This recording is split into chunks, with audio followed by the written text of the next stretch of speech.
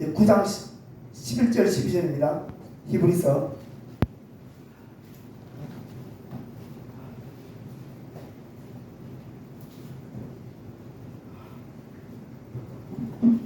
히브리서 9장 11절 12절 두 절 함께 합독하시겠습니다. 시작. 그리스도께서 장래 좋은 일을 대제사장으로 오사 손으로 짓지 아니하는 것 곧 이 창조에 속하지 아니하고 더 크고 온전한 장막으로 말미암아 염소와 송아지의 피로 하지 아니하고 오직 자기의 피로 영원한 속죄를 이루사 단번에 성소에 들어가시느니라. 아멘. 오늘 제목은요, 보혈에 대한 능력. 하나님의 능력이 곧 나의 능력이 되게 하는 제목으로 다음 편에 나누기 원합니다. 하나님의 십자가 사건 굉장히 중요하죠. 예수님의 십자가 사건, 십자가상에서 이룬 수많은 하나의 사건을 가지고 이 안에서 많은 일들이 일어났죠. 근데 예수님께서 왜 십자가를 지으셔야 될까? 한번 고민을 해봐야 되겠죠. 예수님께서 십자가 지신 이유가 있어요. 성경에서는 어떻게 기록되어 있냐면요, 예수님께서 십자가 지신 이유는요, 히브리서 2장 14절에 자녀들은 혈과 육에 속하 있으면 그도 또한 같은 모양으로 혈과 육을 찌르시고 죽음을 통하여 죽음을 세력을 잡은 자 마귀를 멸하시고, 첫째는 마귀를 멸하시고 둘째는 뭐라고요?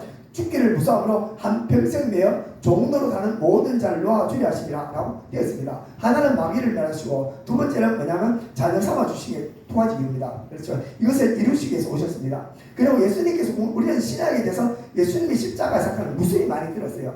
그런데 이제 이스라엘 역사를 보면 그렇지 않죠. 이스라엘 역사를 조금 앞으로 가보면 우리가 에덴 동산에서 아담과 하와가 에덴 동산에서 타락을 하게 됩니다. 타락하게 되고, 그래서 하나님께서 우리 사람 앞에 징벌로서 죽음이 왔죠. 죽음이 오고, 하나는 죽음이 오고, 둘째는 뭐냐면 하나님과 우리 사이가 갈라진과 동시에 우리가 죽음이 왔습니다. 그리고 갈라진과 동시에 뭐라고? 우리는 하나님이 나의 주인이 아니라 사단 마귀가 주인이 됐어요. 문제가 뭐냐면 사단이 우리의 계획과 대보로 말미암아 주인이 바뀌어서, 하나는 하나님을 섬기던 아담과 하와가 이제 주인이 바뀌어서 사단을 섬기는 것이고, 둘째는 뭐냐면 죽음이 왔다는 것입니다. 이 두 가지 문제죠. 이 두 가지 문제를 신약에 와서 해결하러 예수님께서 오셨습니다. 이전에 뭐냐면 하나님께서 이 문제를 먼저 해결하시기 위해서 하나님께서 모세를 부르시고 율법을 주시죠. 율법을 주셔서 하나님께서 율법을 주셨습니다. 율법을 주셔서 율법에서 무엇을 얘기하면 두 가지를 얘기해요. 하나님께서 율법을 딱 틀면 두 가지 나오나, 하나는 계명입니다. 하나는 내 계명 지키고, 또 하나는 뭐냐면 두 번째 제사 제도를 주셨어요. 제사 제도를 왜 주냐 하면 하나님의 관계 때문에 그렇습니다. 사람은 죄의 모습을 가지고 하나님을 절대 만날 수가 없어요. 하나님을 절대 사람을 만날 수가 없죠. 하나님께서 사람을 만나기 굉장히 원하셨어요. 원하셨고, 그 하나님께서 사람을 만나주기 위해서 원하시는데 첫째 조건이 뭐냐면 내 계명을 다 지켜라고 합니다. 너 계명 다 지킬 때는 만나줄게 이럽니다. 그런데 알다시피 우리가 계명을 다 지킬 수 있나요? 없죠. 그래서 하나님께서 20앞에는 무엇을 주셨냐면 계명 너 다 못 지키는 줄 알아. 그런데 나는 너를 만나고 싶어. 너희들로 나 만나길 원하지? 주신 게 뭐냐? 너 죄 문제 있지. 이 계명 많이 지키는데 잘 못 지키는 거 어떻게? 1년에 한 번씩 모든 죄를 잘 기억했다가 양 한 마리 가져서 머리 안수해서, 그 양에 대한 머리 안수해서 그 죄를 낱낱이 다 고해. 그리고 난 다음에 이것을 대제사장에 가서 1년에 한 번씩 속죄하죠. 그래서 이스라엘 백성들에게 준 것이 뭐냐? 하나님 앞에 이스라엘 백성들에게 준 계명을 주셨고, 두 번째 이 계명을 다 못 지키기 때문에 이 다 못 지킨 계명을 잘 기억해 놓았다가 양의 머리에다 안수해서 속죄 제사를 주셨어요. 이게 도와주셨습니다. 주셨죠. 이것을 구약시대 때 주셔서 이 구약시대 전체에 대한 역사입니다. 그래 이스라엘 백성들이 1년에 한 번씩 속죄하러 가야 됩니다. 모든 사람이 속죄하러 가야 되는데, 갈 때 양을 데리고 가서 성전에 가서 양을 금사하고 가서 자기가 데리고 가는 양 있죠. 자기가 데리고 가는 양을 자기가 제사장이 금사합니다. 그러면 어떻게 해요? 이 양을 누가 죽이냐면 양을 데리고 간 사람이 양을 잡습니다. 잡아가지고 이렇게 합니다. 그리고 이게 구약에 대한 전체적인 얘기입니다. 그렇죠? 이 구약에 대한 전체적인 얘기고, 예수님께서 신약에 오셨죠. 예수님께서 율법을 완성하러 오셨다고 얘기하죠. 그죠? 성경에서는 분명히 예수님께서 율법을 완성하러 오셨다고 말합니다. 마태복음 15장 17절에 보면 내가 율법이나 선지자를 폐하러 온 줄로 생각하지 마라. 폐하러 온 것이 아니요 완전하게 하려 함이라라고 말하고 진실로 내게 이르노니 천지가 없어지기 전에 율법의 1.1도 없어지지 아니한다고 말하죠. 하나님의 계명은 없어지지 않아요. 쉽게 말하면 10계명이죠. 하나님의 계명. 이 계명은 절대 없어지지 않아요. 그리고 하나님께서 계명을 주셨죠. 하나는 하나님을 사랑하는 것과 이웃 사랑에 대한 두 가지를 주셨어요. 하나님의 사랑하는 마음도 절대 변함이 없고, 그리고 이웃 사랑에 대한 것도 계명도 한 개도 변하지 않았습니다. 구약에 대해서 그대로 왔어요. 근데 예수님께서 뭘 바꾸냐면 제사제도 있죠. 금방 말했지만 구약의 양에 대한 제사를 신약에 와서 예수님께서 몸으로 제사를 드렸어요. 이것을 바꾸셨어요. 그래서 완성하라고 했대요. 근데 구약 제사가 왜 완전하지 못했을까? 구약 제사가 왜 완전하지 못했냐면 구약 제사는 양으로서 1년에 한 번씩 제사를 드리죠. 하나님 앞에 가서 제사를 드립니다. 1년에 한 번씩 제사를 드립니다. 이제 우리가 가격이 있죠. 사람의 목숨의 가격이 얼마나 되느냐면 성경에 기록해 놓기를요. 10편, 50편, 80편은요. 그들의 생명을 10편 50장 8편을 보면요. 아무도 자기 형제를 구원하지 못하며 그를 위하여 속죄를 하나님께 바치지 못한대요. 그리고 그들의 생명의 속량하는 값이 너무나 엄청나서 영원히 마련하지 못할 것임이라 라고 말합니다. 다시 말하면 우리 생명의 값은 그 어떤 것도 영원히 마련하지 못할 만큼 생명에 대한 가격이 있습니다. 우리 생명의 가치가 얼마라고요? 전 우주의 모든 피조물을 똘똘똘 말아도 우리의 생명의 가치를 환산할 수가 없어요. 그래서 우리가 영원히 사람의 생명의 가치 속죄를 할 수가 없습니다. 그래서 없죠. 그래서 사람의 생명의 가치가 얼마나 높은지 알죠? 우리가 동물과 양에 대한 생명의 가치와 사람에 대한 생명의 가치가 같을까요? 다르죠. 우리가 불이 납니다. 불이 나면 양이 100마리 있고 그중에 사람이 있다면 누굴 건질까요? 양 절대 안 건지면 사람을 건지죠. 근데 양을 다 건져내고 사람을 건져내는 어리석은 자가 없죠. 왜냐하면 동물에 대한 생명에 대한 가치입니다. 그래서 구약시대 때 와가지고 양을 생명을 가지고 속죄를 사람 앞에 바치죠. 근데 동물의 생명을 가격과 사람의 죄값을 갚을 수 있을까요? 갚지 못해요. 갚지 못한다고 성경에는 나와 있습니다. 그래서 성경에서는 어떻게 기록되어 있냐면요.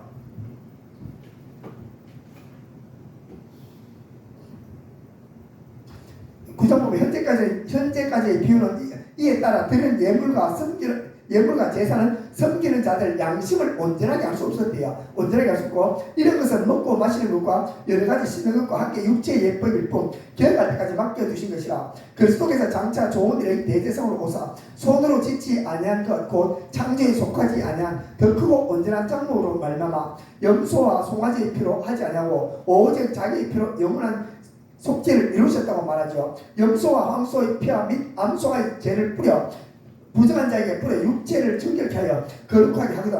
하물며 영원하신 성경으로 말미암아 흠없는 자기 하나님께 드린 그리스도의 피가 어찌 너희 죽은 양심을 깨끗하게 해서 살아계신 하나님을 섬기지 못하게 되냐 말하죠. 쉽게 말하면 양의 제사로 인해 가지고 사람을 온전하게 할 수 없다고 말하죠. 그게 대표적인 사람이 누구냐면 우리 사도 바울 알죠. 사도 바울은 자기가 자칭 얘기합니다. 나 사도 바울 다메섹 도상에서 만나기 전까지 하나님을 만났죠. 만나기 전까지 사도 바울은 어떤 삶을 살았냐면 하나님 앞에 흠없는 삶을 살았어요. 한 번도 자기가 율법으로는 흠이 없다 그래요. 1년에 한 번씩 어떻게 자기가 막 속죄했고 하나님 앞에 모든 번제와 제사를 다 드린 사람이 사도 바울입니다. 사도 바울이 그런 삶을 살았죠. 그래서 자칭 자기는 율법에 흠이 없는 사람이라고 얘기합니다. 근데 사도 바울의 성품이 어떤 사람이었을까요? 그만큼 똑같은 양의 제사를 젊었을 때 예수님을 만났으니까 30살 잡고 30년 동안 계속 하나님 앞에 제사를 드리는데 그의 성품은 어떤 성품이냐면 혈기가 경등하다 그러죠. 그리고 양심의 화해를 받아서 사도 바울이 스테판을 죽일 때 전혀 눈 하나 깜짝하지 않습니다. 그럼 굉장히 잔인한 사람이었어요. 사람을 죽는 모습을 보고 눈 하나 깜짝하지 바라보고 또 그리고 그 사람한테 누명을 씌워서 때리고 옥에 가두어 있으면 사도 바울의 성품과 인기가 어땠을까요? 그만큼 속죄제사를 드린 사람의 성품이 그 안에는 강박하고 욕심과 그리고 시기와 질투와 가득한 사람이었어요. 그게 양의 제사에 대한 마지막 결론입니다. 그래서 사도 바울이 이 히브리서를 쓰면서 내가 수많은 시간 동안 하나님 앞에서 그만큼 제사를 드리는데 내가 인격이 나는 완벽한 줄 알았는데 그가 다메섹 도상에서 예수 그리스도를 만나고 거기서 끄꾸러지죠. 끝거리지 다음에 자기가 한 번도 느껴보지 못한 무엇을 느꼈을까요? 참 평안을 느꼈습니다. 사도 바울이 이때까지 살아오면서 한 번도 평안을 느끼지 못했어요. 왜냐하면 홀가분한 마음을 느끼지 못했거든요. 뭔가 쫓기는 듯한 마음, 불안한 마음, 뭔가 막 달려가고 막 이런 압박감 속에 살았는데 다메섹 도상에서 예수님을 딱 만나고 난 다음에 한 번도 느끼지 못한 참 평강과 기쁨을 느꼈어요. 한 번도 느끼지 못한 어머니 품에 있는 그 느낌, 그 느낌을 느끼면서 너무나 평온함을 느꼈거든요. 그것이 왜인지 하나님은 끊임없이 질문을 던지겠죠. 그래서 사도 바울은 깨달았습니다. 내가 양의 제사를 드렸을 때 내 양심은 한 번도 깨끗하게 온전하게 죄가 씻겨지지 못하고 늘 불안과 두려움과 쫓김의 삶이 살았지만 그가 다메섹 도상에서 예수 그리스도의 피로 말미암아 내가 너를 만물을 새롭게 나여와 내가 너를 새롭게 하노라 나의 거룩한 피가 너를 씻기노라 라고 말하는 순간에 그 하나님의 은혜 가운데 잠기는 순간에 그가 죄를 깨끗이 씻겨주고요. 그리고 지나온 3일 동안 뭐 있을까요? 다메섹 도에서 불 받고 난 다음에 보통 불 받으면 다 회개시켜요. 불 받는 사람 보이면 땅 치고 처음에는 좋아 죽는데 나머지는 전부 다 회개, 대성통곡하는 이유가 뭐냐면 과거의 삶을 철저히 회개합니다. 철저하게 자기만의 방식으로 방언하면서 회개시키면 낱낱이 다 회개시키죠. 그리고 난 다음에 느끼는 그 기분이 이루 말할 수 없습니다. 사도 바울도 3일 동안 앉아서 하나님과 하염없는 눈물과 기도로서 3일 동안 기도를 했습니다. 그리고 기도하면서 자기의 모든 과거를 낱낱이 해결했을 때 주님의 십자가를 깨끗하게 씻겨받았죠. 그때 깨달았습니다. 아, 구약의 양의 제사는 나를 온전하게 못했구나. 구약의 제사의 양심을 온전하게 하지 못했단 말하고 내가 예수 그리스도의 십자가 그분 나를 성령세를 주고 만나주실 것이에요. 내가 그분의 피로 말미암아 돼요. 한 번도 느끼지 못한 깨끗함을 취업을 받았던 사도 바울이 고백하게 됩니다. 그렇습니다. 우리가 구약 제사 하나님 이걸 완성하러 오셨죠. 양의 제사는 뭐냐면 우리 죄를 깨끗하게 완전하게 치유 못합니다. 그래서 구약 제사의 한계였어요. 수많은 양을 드리고 소를 드리고 염소를 드렸죠. 속죄를 했지만 사람의 양심은 깨끗하게 하지 못하고 일시적으로 껍데기만 외모만 없다 하나님께 쳐주신 거예요. 그래서 예수님께서 이 땅에 오셔가지고 십자가상에 죽으심으로 우리의 영원한 속죄를 이루셨다고 말하고 있죠. 왜냐하면 우리가 영원한 속죄가 왜 그래 이루어지냐면 가치입니다. 동물의 제사가 우리의 영혼을 완전히 할 수 없는 것이 동물의 생명의 값어치와 사람의 생명의 가치가 다르기 때문에 동물의 피로 우리를 제대로 씻을 수 있는 부분이 껍데기만 외형적인 막 씻을 수밖에 없어요. 그렇지만 예수님의 생명의 가치와 사람의 생명의 가치가 같을까요? 다르죠. 그분의 생명의 가치는요, 형용할 수 없이 많고 우주보다 더 큰 생명에 대한 가치가 있습니다. 우리 거기에 비하면 우리의 생명의 가치는 그분에 비하면 티끌만도 못해요. 그래서 그분이 우리의 영원한 속죄를 이루셨다고 말해요. 그분의 하나님 피의 가치가 끊임없이 우리를 그 당겨서도 우리 전 세계 종말에 올 때까지 그분의 피를 갖다가 덮어도 우리는 끊임없이 그것을 남을 만큼 주님께서 우리 죄를 씻고 남는 것입니다. 그래서 이 영원한 속죄를 하실 수 있었는 이유는 뭐냐면 예수님의 생명에 대한 가치, 그 가치가 어마어마하기 때문에 우리 전 인류가 죄를 다 덮고도 쓰고 한없이 많이 하는 가치 때문입니다. 그래서 사도 바울이 이것을 보고 뭐라고요? 영원한 속죄라고 성경에서는 기록해 놓았습니다. 그렇습니다. 그래서 주님께서는 이따 보면요. 그래서 히브리서 9장 보면요.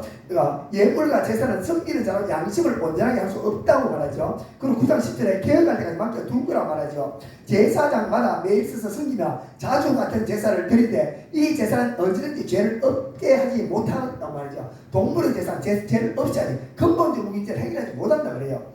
그러고 난 다음에 예수님께서 십자가에서 죽으시면 영원한 속죄를 이루었어요. 12절에 오직 자기 피로 영원한 속죄를 이루사 단번에 성소에 들어가셨단 말하죠. 예수님께서 들어가신 성소는 눈에 보이는 쉽게 말하면 모세가 만든 성막이 아니고요. 하나님께서 만든 성막, 모세가 만든 성막은 어떤 성막이냐? 하늘의 모형을 보고 만들었어요. 하나님께서 하늘에 대한 모형을 보고 모세가 만든 짝퉁을 만들었고 거기서 임시방문을 해놨어요. 그래서 임시방편으로 만들고 그 사람이 대제사장마다 들어갔죠. 들어갔고 사람의 생명이 연수가 있으니까 끊임없이 제사장이 바뀔 수밖에 없어. 근데 하늘 성소는 원본 쉽게 말하면 정품이거든요. 그래서 하늘 정수에 누가 아무나 못 들어갑니다. 하나님의 지명한 사람, 죄 없는 사람, 오직 예수 그리스도 그분만 들어가요. 그분은 죽지 않기 때문에 영원한 대제사장이라 그래요. 그분은 죽지 않기 때문에 하늘에 있는 성소, 하나님께서 지명한 분, 그 예수 그리스도만 없으신 예수님은 하늘의 성소에 들어가셨고 거기서 예수님은 죽지 않으시기 때문에 영원한 제사장으로 그분은 하늘에 계신다는 것입니다. 그렇습니다.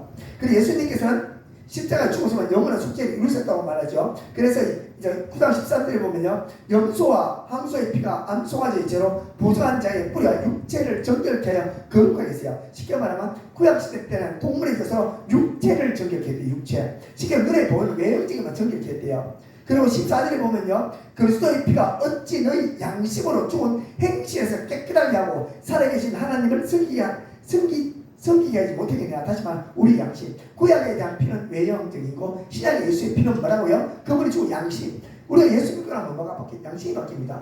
예수 믿는 사람 딱 뭐가 바뀌냐면 딱 하나 바뀌어요. 예수 믿을 때는 어제 믿고 나면 오늘 별을 통식한다. 좀 지나면 뭐래요? 양심이 강하게 살아난대. 죄의 기력이 살아나요. 그전에는 왜냐면 막 한 번에 막하는 것이 어느 순간에 만말하고 나면 성경 딱 여기 막 찔리. 그리고 난 다음에 나쁜 생각 많이 해. 뭐가 뜨끔뜨끔해 막 그게 싫구나. 그리고 너무 막 미워만 뭔가 굉장히 마음에. 그게 뭐라고요? 양심이 살아나죠. 우리 양심의 껍데기가 뭐냐면요, 양심 안에 마음이 있고요. 마음 심령 깊은 곳에 뭐가 있고요? 영이 있습니다.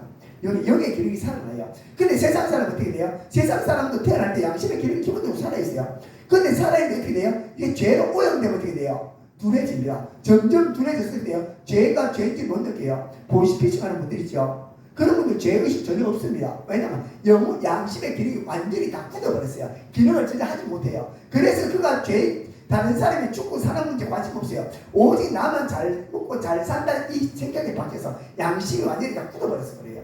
그래서 그렇게 되죠. 그래서 우리가 예수 믿고 나면 뭐가 바뀐다? 사람의 양심이 바뀌어요. 구약시대 때는 하나님의 계명과 율법이 문서화되어 있죠. 이게 어디로 돌았다? 성령께서 내 가슴 속에 오셨잖아.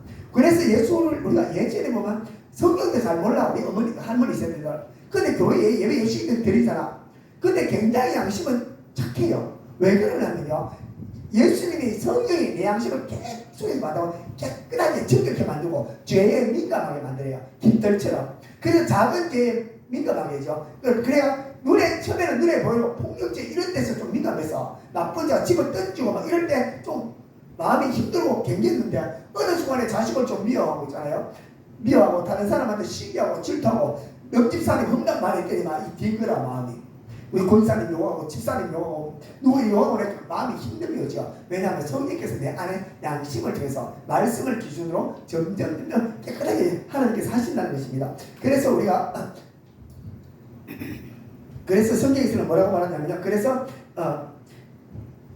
그리스도의 피가 너희 양심을 죽은 행실에서 깨끗하게 하고 살아계신 하나님을 섬기기만 하죠. 우리가 양심이 깨끗해져야지만 하나님을 섬길 수 있습니다. 세상 사람들은 양심이 굳어 있었어요. 양심, 영혼이 죽어있기 때문에 하나님을 섬기지 않아요. 우리는 왜냐하면 양심이 살아있고 안에 영혼이 살아있기 때문에 하나님을 아버지라 그분을 섬길 수 있고, 그분께서 우리 양심을 통해서 내 마음을 통해서 죄가 죄인지를 가르쳐줘요. 비록 성경 66권 다 못 외워도 내가 본능이라고 그랬죠. 내 안에 본능, 내 양심은 점점 예민해져서 알 수가 있는 것입니다.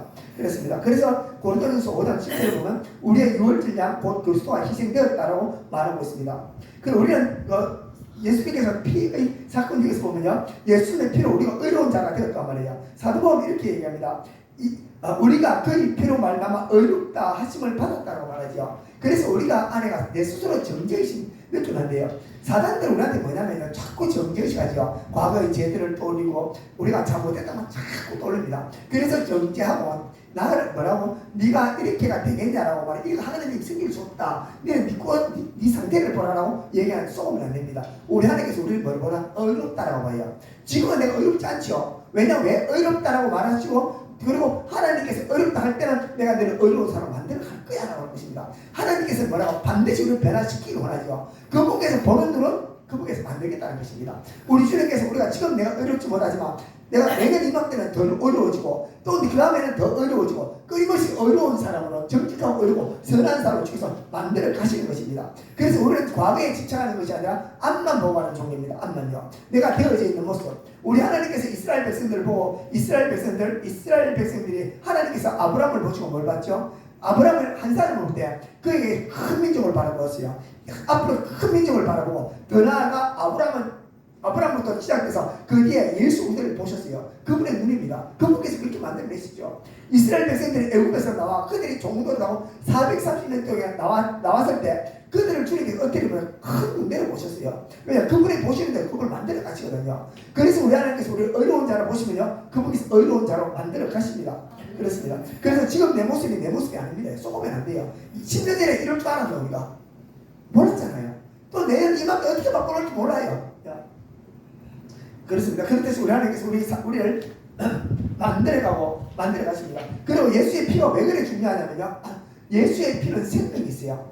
생명은 어때요? 생명은 어떤 생명이 들어가면요 반드시 문제가 생깁니다. 여기 곰팡이 들어오면 어떻게 돼요? 이 다 썩어요. 맞죠?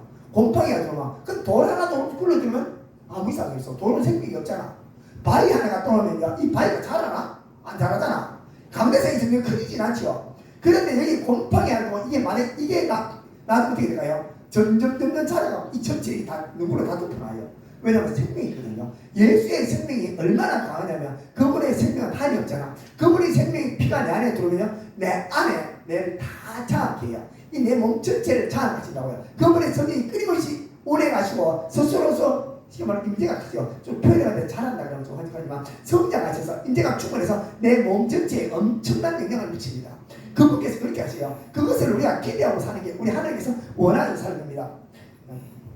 그리고 우리가 알다시피 예수의 피로 말미암아 속량 곧 제사함을 받았죠. 우리 에베소서 1장 10절을 보면 그의 피로 말미암아 곧 속량 곧 제사함을 받았습니다. 제사 받고 우리가 앞으로의 모든 죄들이 언제 다 정리되냐면 우리가 이 세상을 떠날 때 우리의 육신을 벗는 순간 우리 죄 모든 문제가 다 끝납니다. 그리고 그리스도의 피로 우리가 하나님을 가까워졌습니다.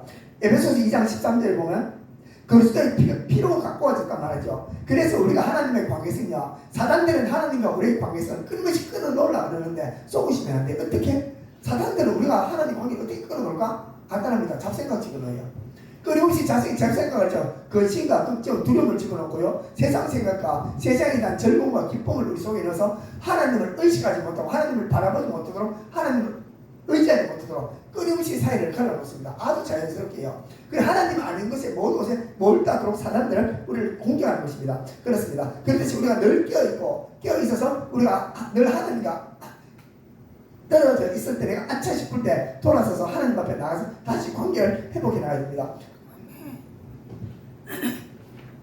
그렇습니다. 주님께서 우리 자녀를 삼아주신 이유는 이 땅에서 하나님의 권세를 누리며 살아가기를 원하죠. 그래서 우리가 1장 12절 보면 요한 보면 영접하는 자 곧 그 이름을 믿는 자들에게는 하나님의 자녀가 되는 권세를 주셨다고 말하고 있습니다. 그리고 보혈의 능력을 맛보고 누리기 위해서는 우리가 해야 될 게 있어요. 우리 하나님의 능력이 있죠. 하나님의 능력은 한이 없어요. 하나님께서는 크신 하나님이잖아. 하나님은 전능하신 하나님이고 우주를 만드시고 모든 걸 다 창조하신 분이 하나님이잖아. 근데 그분이 예수님께서 이 땅에 오셔서 내 안에 성령으로 와 계시죠. 근데 내 안에 성령께서 와 계시는데 그 크신 권능이 나를 통해서 왜 안 나타날까?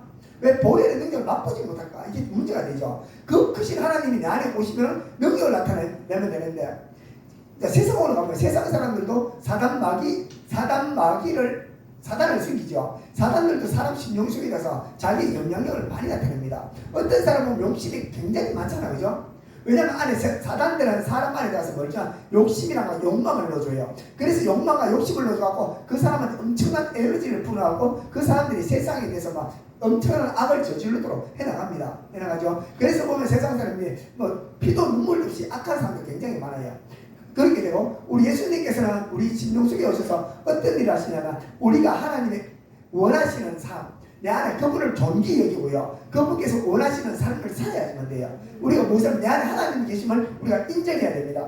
그래서 성경에서는 뭐라고 말하냐면 요한복음 6장 28절에 이제 이스라엘 백성들이 묻습니다. 그들이 묻되 우리가 어떻게 하여 하나님을 하오리까? 예수께서 대답하여 이르시되 하나님께서 보내신 일을 믿는 것이 하나님의 일이란 말이죠. 하나님을 믿을 때 하나님이 나한테 일을 하시죠. 근데 우리가 하나님을 믿는다고 사실 안 믿는 게 아니라 왜냐하면 머리와 입술로만 믿지요. 삶 속에서 그분을 믿는다 그러면 그분께서 원하시는 삶을 살아내야 돼요. 그분께서 기뻐하시는 삶을 살아내야 돼요. 그분을 믿는다면 그분의 살아계심을 믿고 인정하고 의식하고 살고 그분께서 원하시는 삶을 살아야 되는 것입니다. 그래서 보면 고린도전서 10장 16절에 보면요. 우리가 축복하는 바 축복의 자는 그리스도의 피에 참여함이 아니냐. 우리가 떼는 떡은 그리스도의 몸에 참여함이 아니냐. 떡은 하나요 많은 우리가 한 몸이니 이는 우리가 다 한 떡에 참여함이라 라고 말이죠. 성찬 얘기를 해요. 성찬 때 우리 떡을 같이 보고 참여한다 그러죠. 이 참여가 무엇이냐면 성경에서 보면요. 이거 원래 이거 막 고이노니아라고 그러는데 교제라는 뜻이 교제예요. 교제인데 뭘요? 우리 하나님으로 교제해야 되잖아. 근데 우리가 하나님과 교제한다면서 하나님께서 교제한다 그러면 뭔가 대화가 있고 공통점이 같아야 되잖아. 우리 서로 교제하려면 어떻게 해요? 이 사람은 테니스로 나 축구자 하면 교제가 되겠어요, 안 되겠어요? 완전 생각하면 축구하는 거랑 다르잖아. 우리가 교제하려고 그러면 어떤 서클이라든가 공동체, 취미생활은 교제가 가능하지. 왜? 대화가 소통이 되잖아. 그 대신 우리가 예수님과 교제한다는 건요, 그분과 소통내가 뭐 공통점이라는 게 같은 바라보는 공통점이 하나 있어야 돼요. 그 공통점을 찾아야 되는데, 그것이 뭐냐면 우리 예수님께서 말하는 것은요, 우리 교제하고 친교 나누기를 원하시죠. 친교 나누기를 원하십니다. 그래서 우리 주님께서 원하시는 조금 더 설명하면요, 우리가 주님을 능력을 사용해서는 주님을 따라야죠. 주님께서 원하시는 거냐, 주님의 살과 피를 먹으라 그래요. 우리 요한복음 6장 53절에 인자의 살을 먹지 아니하고 인자의 피를 마시지 않으면 너희 속에 생명이 없다 말하죠. 우리 잘 알죠. 예수님의 살은 뭐냐면 말씀 맞죠. 살은 말씀입니다. 하나님의 말씀이 살이고 예수의 피가 뭐냐면 십자가 사건입니다. 피도 십자가 사건, 죽음을 의미하죠. 그렇습니다. 요한복음 6장 54절에 내 살을 먹고 내 피를 마시는 자는 영생을 가졌고 마지막 날에 내가 그를 살리라 말이죠. 내 살을 먹고 하나님의 말씀을 읽는 게 먹는 거 맞습니다. 성경을 부지를 읽어야 돼요. 근데 그게 먹는 게 먹는 거 아니라 밥 먹고 누워 있으면 아무 소용 없잖아. 밥 먹고 일해야 되겠죠. 말씀을 읽고 듣고 난다면요, 그 말씀을 따라 실천해야 돼요. 그것을 말씀을 먹는다라고 얘기해요. 말씀을 먹는다고 우리가 무시를 듣고 읽고 외우고 중요해. 그러나 그 말씀을 읽고 듣고 이것이 끝이 가서 그것을 가지고 실천하는 데까지 나아가야 돼요. 이것 될 때 우리가 먹는 것입니다. 먹는 거죠. 그러면 그래서 보면 성경에서 보면 10편에 보면 119장 48절에 또 내가 살아가는 주의 계명을 하여 내 손을 두고 주의 율례를 작은 소리로 읊조린다 말이죠. 이만큼 하나님의 말씀을 다윗은 하나님의 말씀을 읊조렸습니다. 그리고 우리가 내 피를 마신다는 것은 무엇이냐면요, 내 피를 마신다는 것은요, 내가 십자가의 고난의 길에 동참하는 것입니다. 다시 말하면 마태복음 7장 12절에 그러므로 무엇이든지 남에게 대접받고 사는 대로 너희도 남을 대접하라. 이것이 율법이여 선지자란 말이죠. 내가 도움 받으면 도움 줘. 무조건 바라지 말라는 것입니다. 좁은 문으로 들어가라. 멸망으로 인도하는 문은 크고 넓은 넓고 넓어 그 길이 그리로 들어가는 자는 많고 생명으로 인도하는 문은 좁고 길이 협착하여 찾는 자가 적음이란 말이죠. 예수의 피를 마신다는 것은 뭐냐면 주님께서 십자가의 길, 십자가의 길 딴 게 아닙니다. 그냥 우리 일상생활 동안 살아가면서, 그죠? 살아가면서 내 안에서 하나님 충실히 살아가시면 돼요. 충실히 살아가면 되고, 내 안에 일어나는 본성들 있죠. 죄성들요. 내가 미워하고 싶은 마음 올라올 때 미워하지 않는 것이고, 내가 또 다른 사람한테 험담하고 싶을 때 험담하지 않는 것, 다른 사람이 무슨 일에도 받아줄 수 있는 그런 마음, 아주 단순한 것입니다.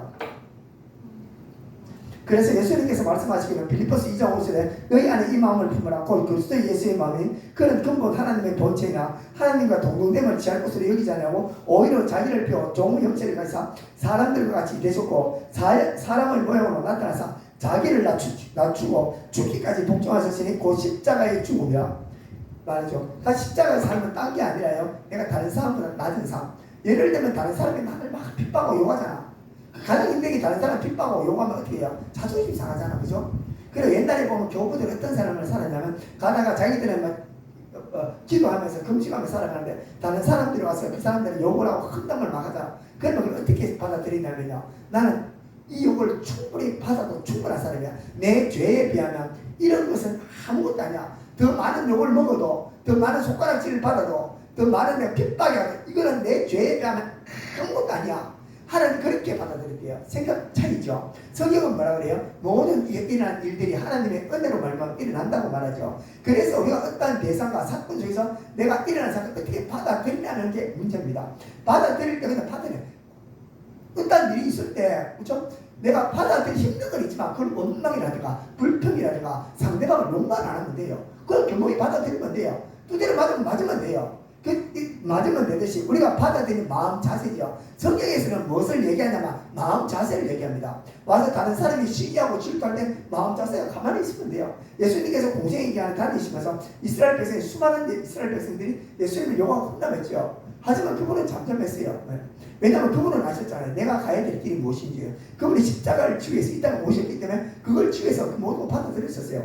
내가 가야 될 길이 그 길이 되기 때문에. 제자들도 순교자의 길을 걸어가잖아, 그죠? 순교자 때 왜 살고 싶지 않았겠어요? 근데 그가 제자들이 순교의 삶을 살 때 순교자가 죽을 수 있었던 이유가 뭐냐면 내가 하나님 받은 은혜도 크고 그러나 내가 이때까지 살아온 수많은 죄에 비하면 내가 십자가에 달려 죽는 거 아무것도 아니야 이거. 그 죄에 비하면 이거 더 해도 돼. 그리고 주님께서 나를 위해 죽으신 십자가를 생각할 때 내가 받는 고통은 아무것도 아니야. 이런 생각과 사고입니다. 말씀은 뭐냐면 우리 생각과 사고를 바꾸는 것입니다. 똑같은 문제가 일어났을 때 어떻게 문제가 일어났을 때 그걸 받아들이는 생각과 사고가 성경적으로 받아들이면 되죠. 그런데 내가 주인이 되었는데 용납하지 못합니다. 왜냐하면 내가 주인이 되고 내가 왕이 됐을 때냐 나 혼자 때 저게 내보다 못한데 막 싸우게 되죠. 지지 않으려고 그러죠. 그렇듯이 세상 사람들이 살아가는 방식은 다른 사람을 똑같이 하라고 하는 것이고 하나님의 성경적인 사고방식은요 우리 죄에 비하면 우리한테 일어나는 수많은 일들이 나한테는 특별만도 못하다는 거예요. 그렇게 이런 생각과 사고를 받아내고 예수님께서 인간의 죄를 지고 오셨기 때문에 수많은 사단 마귀의 공격이 있었지만 그분이 참을 수 있었던 것은 그 사람의 죄를 다 갚기 위해서 그죠? 다 받으셨어요. 그게 주님의 마음이죠. 그렇듯이 우리가 이 세상 살아갈 때 수많은 일들이 일어납니다. 남이 핍박하고 속상한 일도 생기고 안 좋은 일도 생기고 내가 원하지 않은 수많은 일들이 생길 수 있어요. 그 일들을 어떻게 받아들인다? 겸허히 받아들이면 돼요. 거기서 겸허히 받아들이고 내 안에서 욕망, 내 안에 본성은 끊임없이 요동칠 건데 이 본성을 어떻게 누르고요. 속지 마시고 이 본성은 죄성에서 일어난 육색에서 일어나는 본성입니다. 반항하는 것은요. 미워하고 시기하고 분노하고 막 짜증내고 그리고 난 다음에 막 아까워하고 욕심내는 것은 내 죄에 대한 본능이고 이것을 외면한 채 성경에 대한 기준을 잠잠하라 가만히 있으라고 말하죠. 그것이 좁은 길에 대한 삶입니다. 그래서 예수님께서는 이 십자가의 삶을 사셨고요. 그래서 우리가 이걸 스스로 할 수 없었기 때문에 요한복음 14장 14장 6절에서는요 예수께서 이르시되 내가 길이요 진리요 생명이니 나로 말미암지 않고는 아버지께서 올 자가 없다 말하죠. 그래서 우리가 성령의 도우심을 받아야 되고 우리 하나님의 도우심을 받아야 됩니다. 그래서 로마서 8장 26절에 이와 같이 성령도 우리의 연약함을 도우신다고 말해요. 그리고 우리 성령의 도움을 구해야 됩니다. 시시때때로 하나님의 도움을 구해야지만 좁은 길로 걸어갈 수가 있습니다. 하나님께서 우리에게 기업을 받아 누리시길 원합니다. 히브리서 9장 15절에 보면요 첫 언약 때에 범한 죄에서 우리를 속량하려고 죽으사 부르심을 입은 자들 하여금 영원한 기업의 약속을 얻게 하려 하시리라 라고 말하고 있습니다. 하나님께 첫 약속 때 범한 죄에서 속량하시고 아담을 이제 속량하셔서 이제 부르심을 입은 자들 우리 부르심을 입은 자들을 영원한 기업의 약속을 주기 위해서 하나님께서 우리 주기 위한 하나님의 목적입니다. 그래서 하나님께서 우리한테 원하시는 게 무엇이냐면요. 우리 하나님께서 하나님의 그 크신 능력이 우리에서 드러나고 나타나려고 그러면요. 우리 예수님의 마음을 같이 품어야 되겠죠. 아까도 얘기했듯이 우리가 사람의 모양으로 나타나서 자기를 낮추시고 죽기까지 복종하셨으니 말하고 있듯이 하나님께서 환경에 복종하고 굴복하시는 삶 또 거기서 지혜를 구하셔서 하나님께서 어떻게 또 처신하고 해야 될지를 물으시면 됩니다. 무조건 당하는 것만이 능사가 아니라 그때마다 하나님 문제를 어떻게 해결해야 될까요? 참는 건 참는 거지만 또 지혜롭게 문제를 해결해야 될 부분 해결해야 됩니다. 그래서 내가 마음의 감정은 참고 해결해야 될 문제를 해결할 줄 알아야 되고 또 그리고 데살로니가 전서 4장 6절에 보면 하나님의 뜻은 이것이 너희의 거룩함이라 음란을 버리고 각각 거룩함과 존경으로 자기 아내를 대할 줄 알고라고 말이죠. 다시 말 하나님의 뜻은 뭐냐면 하나님께서 우리한테 원하시는 바 내가 너희를 통해 나의 능력을 나타낼 수 있는 게 뭐냐면 나의 뜻은 이거야. 너희가 거룩함이라 딴 게 아니라 거룩이 뭐죠? 삶에 대한 우리 거룩하잖아. 술집에 안 가잖아. 그죠? 나쁜 데 안 가잖아. 이제 해야 될 것입니다. 마음을 거룩하게 하시면 돼요. 내 안에 예수로 채우면 돼요. 내 안에 예수님의 생각으로 또 예수님의 말씀으로 채우고 예수님의 사랑으로 고백으로 끊임없이 채우면 내 마음에 그렇게 됩니다. 내가 주의 이름을 부를 때 거룩해서 내 안에 거룩으로 채워집니다.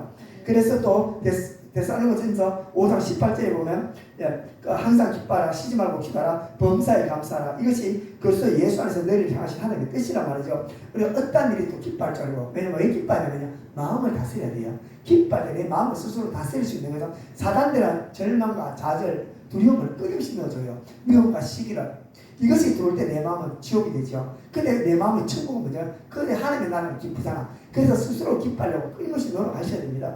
그리고 이것을 하기 위해서 어떻게 해야 된다? 끊임없이 주님 앞에 기도해야 돼요. 한 번씩 도와주세요. 기뻐할 수 있도록 도와주세요. 그러고 난 다음에 모든 일들, 내가 원하지 않은 수많은 일들이 일어납니다. 이것을 어떻게 해요? 내가 강제로, 억지로, 그게 뭐냐면 감사하는 것입니다. 것입니다. 예수님께서 그래서 십자가의 삶을 살았지요. 그분 그대로 다지셨잖아요. 그래서 예수님께서 십자가 사건을 하나님 앞에서 하나님께서 뭐라고 말하냐면 하나님 앞에 했다라고 말해요. 그래서 사람으로 모양을 나타내서 자기를 낮추고 죽기까지 복종했다죠. 왜냐하면 하나님 예수님께서 십자가상에서 그냥 사람들 보는 데서 죽으셨어요. 근데 하나님은 이걸 뭐라고요? 그렇게 한 것이 나한테 한 거야 라고 말하죠. 그래서 우리의 삶이 하나님 앞에 나갈 때 범사에 어떤 일이든 간에 감사할 때 하나님 앞에 감사하는 것입니다. 그렇게 말하죠. 그래서 우리가 성경에서 보면 그런지 너희가 먹든지 마시든지 무엇을 하든지 하나님의 영광을 위하여 말이죠. 그러면 영광을 돌리시는 영광을 돌리는 방법은 우리가 어떤 일이든지 하나님께서 하셨습니다. 하나님께서 도와주십시오 말하고요. 그리고 그분께서는 이렇게 할 때 어떻게 하냐? 내 안에 하나님의 능력이 있죠. 하나님의 성령의 능력이 우리를 통해서 드러나고 나타내신다는 것입니다. 구원에 대한 확신도 오고 내 안에 나도 모르게 거룩하게 되고 내 안에 양심이 점점 살아나고요. 죄에서 멀어지고 죄에서 멀어질 때 내 심령에는 주의 성령이 충만함으로 말미암아 주님께서 나를 통해서 하나님의 생명이 흘러나와요. 생수 생명 내 안에 예수의 생명이 어떻게 한다? 다른 사람 앞에 가잖아요. 그리고 우리가 전도할 때 복음이 들어가는 게 우리 말을 전하잖아요. 그죠? 말할 때 예수의 생명이 심령으로 들어가요. 그 심령에 들어갔을 때 그것이 자랄 때 그 사람이 신앙을 고백합니다.